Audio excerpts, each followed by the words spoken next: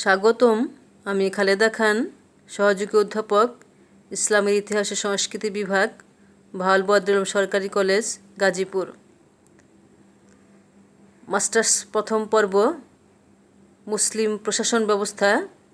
আজকের আলোচ্য বিষয় আব্বাসীয় প্রশাসন ব্যবস্থা।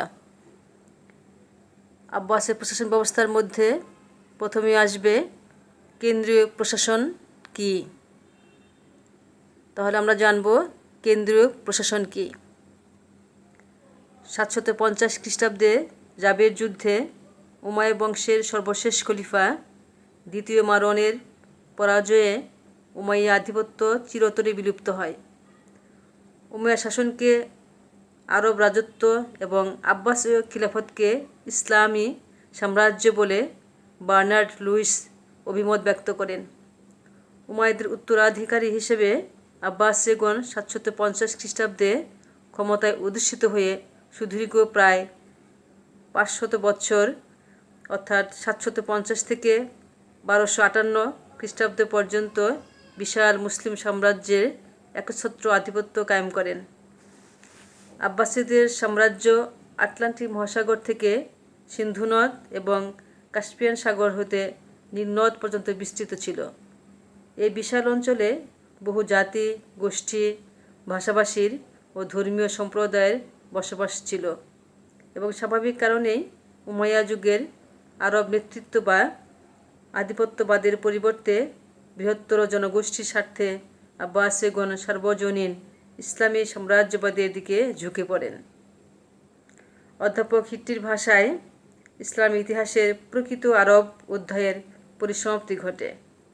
আব্বাসীয় সরকার দৌলা নামে একটি নতুন যুগের সূচনা করে। উমাইয়াদের মুলকের সঙ্গে আব্বাসীয়দের দৌলার প্রধান পার্থক্য হচ্ছে যে উমাইয়াদের খিলাফত প্রতিষ্ঠিত হয় কুরাইশ বংশোদ্ভূত উমাইয়া গোত্রের সদস্যদের উপর ভিত্তি করে।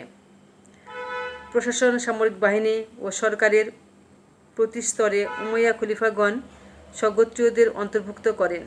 এমনকি খলিফা উসমানের সময়ও তার জামাতাও ও চাচাতো ভাই মারওয়ানও উমাইয়া গোত্রভুক্ত ছিলেন। উমাইয়াদের সংকীর্ণ আরববাদী নীতির প্রতিবাদে ইরাকি মাওয়ালি আবু সুফিয়ান খোরাসান উমাইয়া বিরোধী আন্দোলন গড়ে তোলেন। উমাইয়াদের এই নীতিই তাদের পতনের কারণ হয়। পক্ষান্তরে হাশিমি বংশোদ্ভূত মুহাম্মদ বিন আলী আব্বাসীয় আন্দোলনে নেতৃত্ব দিয়ে খারিজি মাওয়ালি শিয়া সমর্থকদের একত্রীকরণ করতে সমর্থ হন। আব্বাসীয়গণ ক্ষমতা লাভ করে উদারনীতি অনুকরণ করেন এবং তাদের প্রশাসন ও সামরিক বাহিনীতে অনারব ব্যক্তিদের সহযোগিতা কামনা করেন। এরই ফলে হারুন ও রশিদের খিলাফতে পারস্যের বিধর্মী বার্মেকি উজির বংশের আধিপত্য বিস্তৃতি লাভ করে।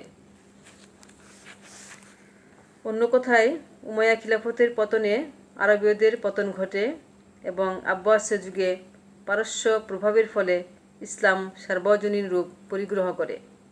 আব্বাসীয়গণই প্রকৃত ইসলামী শাসন কায়েম করেন। এ সময় থেকেই আব্বাসীয় দরবারে পারস্য মদ, পত্নী, উপপত্নী, সঙ্গীত, নৃত্য, ভাবধারা, পদবী ও শাসন ব্যবস্থা প্রবর্তিত হয়।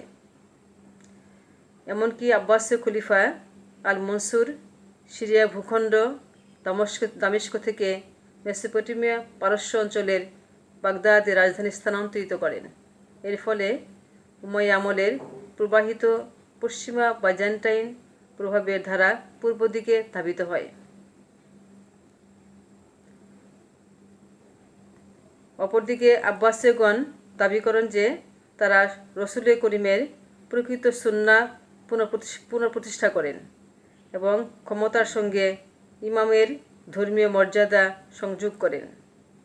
আব্বাসীয় খলিফাগণ সাসানীয় সম্রাটদের অনুকরণে রাষ্ট্রীয় ক্ষমতা কুক্ষিগত করেন। এজন্য তাদেরকে কেবল সর্বময় ক্ষমতার অধিকারী বলা যাবে না, সেই সঙ্গে তিনি তার মুসলিম জাতির একচ্ছত্র ধর্মীয় নেতা। উদাহরণস্বরূপ বলা যায় যে আব্বাসীয় খলিফাদের কাছ থেকে অন্যান্য মুসলিম রাজ্যের সুলতানগণ স্বীকৃতি লাভ করতেন, যেমন ভারতের দাসবংশের ইলতুৎমিশ, মিশরের মামলুক বংশ ও তুর্কি সুলতান। আব্বাসীয়দের আধ্যাত্মিক নেতৃত্বে বিশেষ ফলপ্রসূ ছিল। উমাইয়া খিলাফতে দ্বিতীয় উমর ব্যতীত অপরাপর উমাইয়া খলিফাগণ স্বৈরাচারী ও অধর্মে নিমজ্জিত ছিলেন, যার ফলে তারা সহজেই জনপ্রিয়তা হারায়। তাদের ধর্মনিরপেক্ষতা চরমে ওঠে এবং ধর্মীয় গোষ্ঠীর মতামতের প্রতি বিশেষ গুরুত্ব দিতেন না। ব্যক্তিগত জীবনে উমাইয়া খলিফাগণ পাপাচারে লিপ্ত হতেন এবং মুয়াবিয়ার পুত্র উত্তরাধিকারী প্রথম ইয়াজিদের উপাধি ছিল মাদকাসক্ত, অর্থাৎ উপাধি ছিল মদাসক্ত। আব্বাসীয় আমলে ধর্মনিরপেক্ষ নীতি বর্জন করে উলামাদের প্রভাবে ধর্মভিত্তিক শাসন প্রবর্তনের প্রচেষ্টা হয়। হারুন আর রশিদ প্রখ্যাত ইসলামী আলিম হানাফি সম্প্রদায়ের প্রতিষ্ঠাতা ইমাম আবু হানিফাকে যথেষ্ট সম্মান করতেন। তার আমলে হাদিসের উৎকর্ষ সাধিত হয়। এর ফলে আব্বাসীয় খিলাফতের মর্যাদা বৃদ্ধি পায়। স্পুলার বলেন, শিয়া সম্প্রদায়ের পরিবর্তে তারাই রাসূলের প্রকৃত হাদিস সংরক্ষণের পৃষ্ঠপোষকতা করেন এবং মুসলিম সমাজের রীতিনীতিকে ধ্বংসের হাত থেকে রক্ষা করেন।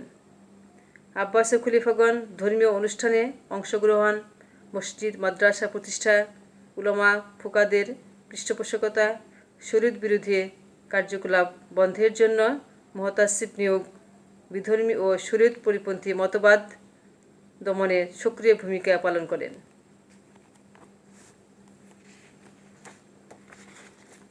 এরপরে আসবে খিলাফত। আব্বাসী প্রশাসন ব্যবস্থার মধ্যে আসবে খিলাফত। তো আমরা খিলাফত সম্পর্কে আলোচনা করছি। পবিত্র কুরআন ও হাদিসের আলোকে বিচার করলে প্রতীয়মান হবে যে সমগ্র বিশ্বব্রহ্মাণ্ডে আল্লাহর একচ্ছত্র আধিপত্য বা সার্বভৌমত্ব রয়েছে। আল্লাহ রাব্বুল আলামিন বিশ্ব জগতের প্রভু। তিনি কোনো বিশেষ দেশ, জাতি, সম্প্রদায়, গোষ্ঠী বা বর্ণের প্রভু নন। কেবল মানুষের প্রভু নয়, সমগ্র সৃষ্ট জগতের প্রতিপালক। এই মর্মবাণীতেই আল্লাহর সার্বভৌমত্ব নিহিত আছে। উপরন্তু রাসূলে করিমের খোদা বলেন, পরলোকে আল্লাহর নিকট লোকদের মধ্যে সর্বাপেক্ষা অধিক ক্রোধগ্রস্ত ও সর্বাপেক্ষা নিকৃষ্ট সেই ব্যক্তি যার রাজাধিকার নাম রাখা হয়। আল্লাহ ভিন্ন কোনো রাজা নাই। আল্লাহ নবীদের তার প্রতিনিধি করে দুনিয়াতে পাঠিয়েছেন। হে দাউদ, আমি তোমাকে পৃথিবীর প্রতিনিধি বা খলিফা করেছি। মহানবী হযরত মুহাম্মদ সাল্লাল্লাহু প্রতিনিধি ছিলেন আদর্শ খলিফাগণ, যিনি ধর্মীয় ও রাষ্ট্রীয় প্রধানের দায়িত্ব পালন করতেন। ইবনে খালিদুনের ভাষায় খিলাফত হচ্ছে এমন একটি প্রতিষ্ঠান যা মহানবী সাল্লাল্লাহু আলাইহি সাল্লামের ধর্মীয় কার্যকলাপের প্রতিনিধিত্ব করে। খুলাফায়ে রাশিদুন ও উমাইয়া খিলাফতের পর আব্বাসীয়গণ ক্ষমতায় অধিষ্ঠিত থেকে খিলাফতকে সুদূরে প্রসারী করেন। দীর্ঘ প্রায় 500 বছর খিলাফত অব্যাহত থাকে। আবুল মনসুরকে আব্বাসীয় খিলাফতের প্রকৃত প্রতিষ্ঠাতা বলা হয় এবং তিনি আলেম সম্প্রদায় ফকিহদের নিকট থেকে ধর্মীয় সমর্থন লাভ করেন। এর ফলে খিলাফতের বৈধতা ও যথার্থতার ব্যাপারে কোনো দ্বিমত বা বিরোধিতা ছিল না। উপরন্তু খলিফাগণ বিভিন্ন উপাধি ধারণ করতেন এবং মহানবীর সঙ্গে নৈকট্য প্রমাণের জন্য বানু হাশেমের গোত্রভুক্ত হিসেবে নিজেদের প্রতিষ্ঠা করেন।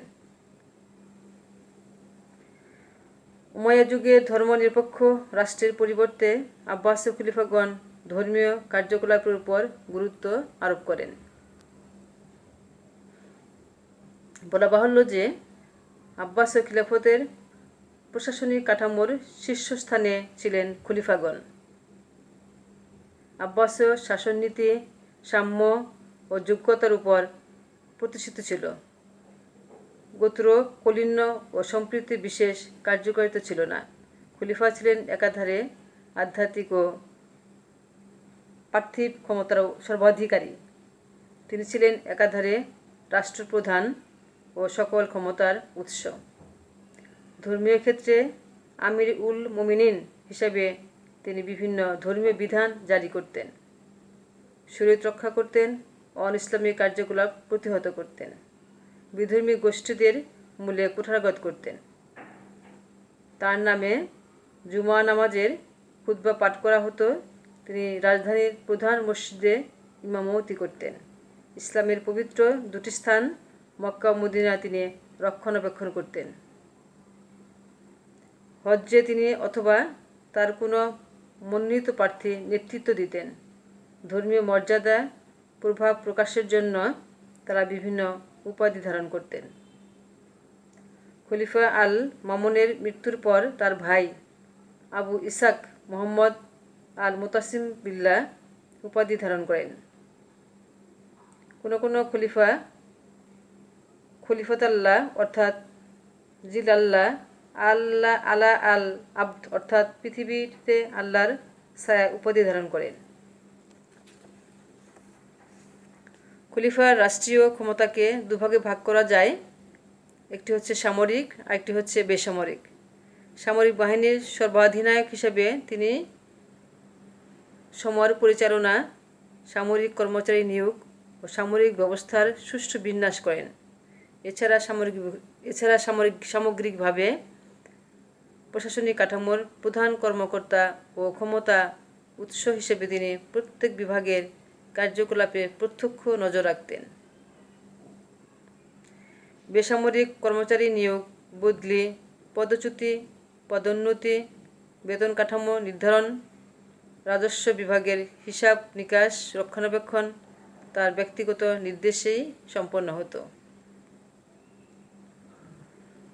উজির, হাজিব, প্রাদেশিক শাসনকর্তাগণ তার উপর সম্পূর্ণরূপে মুখাপেক্ষী ছিলেন। বৈদেশিক নীতি প্রণয়ন, রাষ্ট্রদূত নিয়োগ, বৈদেশিক সম্পর্ক স্থাপনে খলিফা বিশেষ ভূমিকা পালন করতেন। উদাহরণস্বরূপ বলা যায় যে খলিফা হারুন রশিদ বাইজেন্টাইনদের সঙ্গে সন্ধিপত্র স্বাক্ষর করেন, ফ্রান্সের নৃপতি শার্লিমেনের সঙ্গে কূটনৈতিক সম্পর্ক স্থাপন করেন এবং চীন ও ভারতবর্ষের সঙ্গে কূটনৈতিক আদান প্রদান সম্পন্ন করেন। রাষ্ট্রপ্রধান হিসাবে টাকশাল থেকে মুদ্রিত মুদ্রায় অবশ্যই তার নাম অঙ্কিত থাকত। প্রধান বিচারপতির দায়িত্বও তিনি পালন করতেন। ইবনে আল আসিরের তথ্য থেকে দৈনন্দিন কার্যকলাপের চালচিত্র পাওয়া যায়। তিনি পূর্বাহ্নের অধিক সময় ফরমান জারি, কর্মচারী নিয়োগ ও পদচ্যুতি, সৈন্য ও সীমান্ত সংরক্ষণের যথোপযুক্ত ব্যবস্থা গ্রহণ, রাস্তাঘাটের নিরাপত্তা বিধানের পন্থা নির্ণয়, প্রজাদের অবস্থা ও বাসস্থানের উন্নতি বিধান, আয় ব্যয়ের হিসাব পরীক্ষা ইত্যাদি কাজে অতিবাহিত করতেন। অপরাহ্নে তিনি পরিবার ও সন্তান সন্ততি নিয়ে কাটাতেন। মাগরিবের নামাজের পর তিনি দিনের সংবাদাদি শ্রবণ ও মন্ত্রীবর্গের পরামর্শ গ্রহণ করতেন। রাত্রির তৃতীয়াংশ পর্যন্ত রাষ্ট্রীয় কাজে নিমগ্ন থেকে বিশ্রাম নিতেন। ফজরের নামাজের জন্য তিনি অতি প্রত্যুষে শয্যা ত্যাগ করতেন। তিনি স্বয়ং সেনাবাহিনী পরিদর্শন করতেন এবং প্রয়োজন বোধে সীমান্ত দুর্গগুলি পর্যবেক্ষণ করতেন। হিসাব নিকাশ তিনি পুঙ্খানুপুঙ্খভাবে পরীক্ষা করতেন বলে তার উপাধি ছিল আদ-দাওয়ানিকি অর্থাৎ হিসাব রক্ষক। তাহলে তার উপাধি কি ছিল? আদ-দাওয়ানিকি অর্থাৎ হিসাব রক্ষক।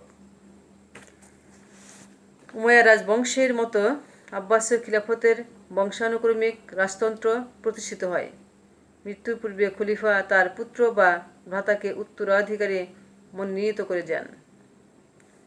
অনেক ক্ষেত্রে এই মনোনয়ন উত্তরাধিকারীগণ বিরোধিতা করে এবং সিংহাসনকে উপলব্ধ করে ভ্রাতৃদ্বন্দ্ব ও সংঘর্ষ সংঘটিত হয়। যেমন হারুন রশিদের মৃত্যুর পর আল আমিন ও মামুনের মধ্যে রক্তক্ষয়ী গৃহযুদ্ধ হয়েছিল। আবুল আব্বাস প্রতিষ্ঠাতা হলেও প্রকৃত প্রতিষ্ঠাতা হিসাবে আল মনসুর কৃতিত্ব অর্জন করেন। মৃত্যুর পূর্বে আবুল আব্বাস তদীয় ভ্রাতা মনসুরকে উত্তরাধিকারী মনোনীত করে যান। আব্বাসীয় খিলাফতকে স্থায়ীভাবে প্রতিষ্ঠার জন্য তিনি তার পুত্র মাহাদিকে মনোনীত করেন। মাহাদির পর তার দুই পুত্র হাদি ও হারুন রশিদ ক্ষমতায় অধিষ্ঠিত হন। বস্তুত আল মনসুরকে রাজেন্দ্র বলা যায়, কারণ তার উত্তরাধিকারীগণ বাগদাদে বহু বছর খিলাফতের মর্যাদা রক্ষা করেন। অধ্যাপক হিট্টির ভাষায় আমরা জানি, আশরাফার স্থলে তিনিই নতুন রাজবংশের প্রতিষ্ঠাতা। যে ৩৫ জন আব্বাসীয় তার উত্তরাধিকারী হন, তারা প্রত্যক্ষ বংশধর ছিলেন। এই ছিল আব্বাসের প্রশাসন ব্যবস্থার মধ্যে আমরা কেন্দ্রীয় প্রশাসন আলোচনা করলাম এবং খিলাফত সম্পর্কে আলোচনা করলাম। তাহলে আজকে এ পর্যন্তই থাক। তোমরা সকলেই ভালো এবং নিরাপদ সুস্থ থাকো। আল্লাহ হাফেজ।